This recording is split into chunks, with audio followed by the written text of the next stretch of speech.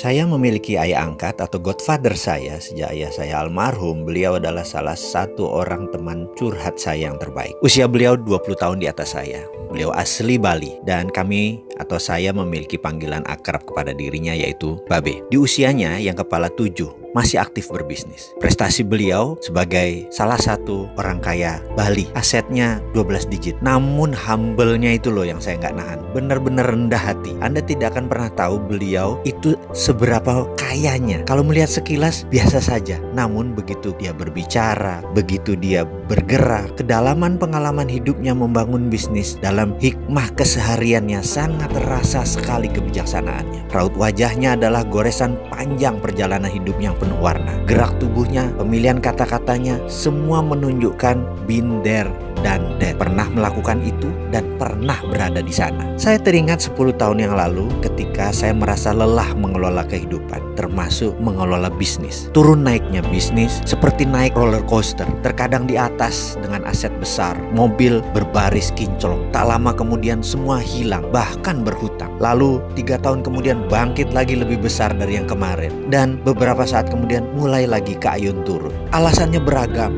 mulai dari perubahan demand, perubahan peraturan pemerintah, naiknya harga bahan baku gila-gilaan, sampai manajemen yang terlalu cepat tumbuh sehingga tidak siap menghadapi winter atau musim badai. Itulah belasan tahun saya berbisnis. Saya tidak pernah mengatakan saya ini pakar bisnis. Sampailah dalam kelelahan saya, akhirnya saya memilih untuk menemui bapak angkat saya, mentor saya dan mitra bisnis saya ini. Kantornya cukup tua, sudah lebih dari 30 tahun namun asri. Di belakangnya ada taman yang sering dia pakai untuk rokokan atau jagongan, ngobrol-ngobrol ringan di sore hari. Memiliki luas 4.000 meter di tengah Kebayoran Baru dan hanya berjarak 500 meter dari SCBD Central Business District. Yang saya tahu bayar pajak PBB-nya mahal sekali. Setiap tahun dia membayar sekitar 1 mobil Innova hanya untuk bayar PBB. Tapi dia bisa bayar, itu yang lebih penting. Saya pun sore itu duduk di samping beliau di meja kayu panjang di taman tersebut dan bertanya, "Be, apa resep untuk sukses?" Ternyata dia diam saja, hanya menatap mata saya lalu menyedot rokok favorit. Mendapat respon begitu saya tanya ulang lagi, "Be,